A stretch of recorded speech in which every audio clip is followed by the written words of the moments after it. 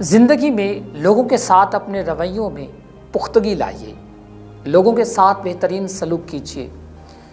اللہ تبارک و تعالیٰ نے اگر آپ میں کوئی بھی خوبی رکھی ہے، کوئی بھی کمال رکھا ہے، تو وہ اس پروردگار کی طرف سے آپ کی زندگی میں تحفہ ہے۔ مولانا روم کا بہت مشہور واقعہ ہے۔ ایک مرتبہ مولانا روم رات کے پچھلے پہر تہجد کے بعد گھر واپس پلٹ رہے تھے۔ آپ نے دیکھا کہ ایک شخص سڑک کے کنارے پر پڑا ہوا ہے، وہ نشے میں مدہوش ہے۔ تو آپ نے کہا کہ عجیب شخص ہے کہ اللہ کو بھولے ہوئے ہے اور دنیا کی مستی میں مبتلا ہے۔ تو مولانا روم کو ایک آواز آئی کہ مولانا روم، یہ تمہارا کمال نہیں ہے، یہ اس پروردگار کی تم پر رحمت ہے کہ اس نے تجھے اپنے گھر میں آنے کی دعوت دی، تمہیں اپنے گھر میں بلانے کے قابل سمجھا۔ یقین کیجیے آپ کے اندر کوئی بھی خوبی ہے، کوئی بھی کامیابی ہے، تو وہ اس قادر مطلق کی طرف سے آپ کے لیے تحفہ ہے، آپ کو اس سے نوازا گیا ہے۔ تو کبھی بھی اس بات پر اترائیے مت، فخر مت کیجیے، کیونکہ وہ قادر مطلق اگر کوئی چیز عطا کرنے پر قادر ہے تو وہ کوئی چیز لوٹانے پر بھی ہمت رکھتا ہے۔ وہ آپ کو دے کر چھین سکتا ہے، آپ کو چھین کر آپ کو واپس لوٹا سکتا ہے۔ نبی اکرم صلی اللہ علیہ وآلہ وسلم کی زندگی کا ایک بہت خوبصورت واقعہ ہے کہ ایک شخص جو ہے وہ نبی اکرم صلی اللہ علیہ وآلہ وسلم کی بارگاہ میں حاضر ہوا اور اس نے کچھ کدو اللہ کے نبی صلی اللہ علیہ وآلہ وسلم کو تحفے میں دیے۔ وہ اکثر بارگاہ محمدی صلی اللہ علیہ وآلہ وسلم میں آتا، آپ صلی اللہ علیہ وآلہ وسلم کو کچھ کدو دیتا اور پھر چلا جاتا۔ ایک مرتبہ نبی اکرم صلی اللہ علیہ وآلہ وسلم نے یہ فرمایا کہ یہ شخص اتنے دنوں سے ہمیں تحفے دے رہا ہے، کیوں نہ اس مرتبہ اسے ہم بھی کچھ تحفے میں دیں۔ تو جب وہ رسول اللہ صلی اللہ علیہ وآلہ وسلم کی بارگاہ میں حاضر ہوا تو نبی اکرم صلی اللہ علیہ وآلہ وسلم نے اس کو تحفے میں کچھ کھجوریں دیں۔ اس شخص نے وہ کھجوریں لیں اور وہ کھجوریں لے کر وہاں سے چلا گیا۔ منڈی میں جا کر پہنچ کر اس نے لوگوں کو اکٹھا کیا، ان کو بتایا کہ نبی اکرم صلی اللہ علیہ وآلہ وسلم میرے دوست ہیں، آپ صلی اللہ علیہ وآلہ وسلم نے مجھے کھجوریں تحفے میں دی ہیں۔ تو لوگوں نے ان کا مذاق اڑایا کہ کہاں پر تم اور کہاں پر سرور کائنات صلی اللہ علیہ وآلہ وسلم کی ذات، تم سوچ بھی کیسے سکتے ہو کہ دونوں جہان کا والی تمہارا دوست کیسے ہو سکتا ہے۔ تو جب لوگ اس کا مذاق اڑاتے، اس کو طنز کرتے، تو وہ رونا شروع کر دیتا۔ ایک مرتبہ کسی صحابی کا وہاں سے گزر ہوا، جب اس نے یہ سارا ماجرا دیکھا تو اس نے نبی اکرم صلی اللہ علیہ وآلہ وسلم کی بارگاہ میں جا کر عرض کیا کہ یا رسول اللہ صلی اللہ علیہ وآلہ وسلم، جو شخص آپ کی بارگاہ میں کدو لے کر آتا ہے، آج میں نے اس کا ایک عجیب معاملہ دیکھا۔ وہ وہاں پر موجود لوگوں کو کھجوروں کی گٹھیاں نکال نکال کے دکھاتا ہے کہ اللہ کے نبی نے مجھے تحفے میں دی ہیں۔ لوگ اس کا مذاق اڑاتے ہیں۔ نبی اکرم صلی اللہ علیہ وآلہ وسلم نے فرمایا کہ ہم اس کے پاس جائیں گے اور ہم لوگوں کو بتائیں گے کہ وہ شخص ہمارا دوست ہے۔ نبی اکرم صلی اللہ علیہ وآلہ وسلم صحابہ کرام کے ساتھ منڈی پہنچے اور آپ صلی اللہ علیہ وآلہ وسلم نے اس شخص کی آنکھوں پر ہاتھ رکھا اور اس سے پوچھا کہ بتاؤ کہ میں کون ہوں۔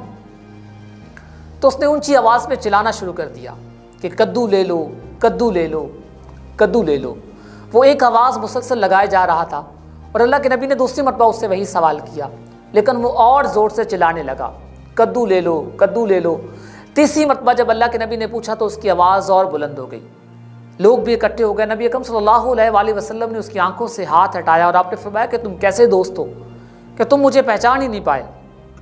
تو اس پر اس شخص نے کہا کہ یا رسول اللہ صلی اللہ علیہ وآلہ وسلم، مجھے آپ کی عزت و جلال کی قسم، میں نے پہلے ہی لمحے میں آپ کے ہاتھوں کی لمس کو محسوس کر لیا تھا۔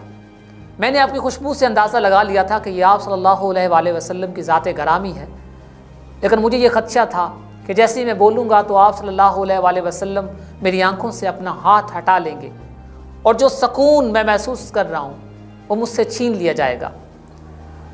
تو نبی اکرم صلی اللہ علیہ وآلہ وسلم نے وہاں موجود لوگوں سے کہا کہ یہ شخص میرا دوست ہے اور محشر میں یہ میرے ساتھ ہوگا، جنت میں میرا ساتھی ہوگا۔ اب اندازہ کیجئے کہ نبی اکرم صلی اللہ علیہ وآلہ وسلم جس کے لیے پوری کائنات بنائی گئی، پوری کائنات کو تخلیق کیا گیا، وہ نبی اکرم صلی اللہ علیہ وآلہ وسلم لوگوں سے کس طرح سے پیش آتے تھے، لوگوں سے کس طرح سے ڈیل کرتے تھے۔ آج ہم ذرا سی بات پر ہم نے لوگوں کو جج کرنے کا، لوگوں کو ویلیو دینے کا ایک پیمانہ جو بنا رکھا ہے وہ دولت ہے، دولت و ثروت ہے۔ نبی اکرم صلی اللہ علیہ وآلہ وسلم نے فرمایا تھا the faith of a person who respect anyone for his wealth not for his knowledge is defective۔ ہر اس بندے کا ایمان نامکمل ہے۔ نبی اکرم صلی اللہ علیہ وآلہ وسلم نے مہر لگا دی۔ آپ نے فرمایا ہر اس شخص کا ایمان نامکمل ہے جو کسی کی عزت اس کی دولت کی وجہ سے کرتا ہے، اس کے علم کی وجہ سے نہیں کرتا۔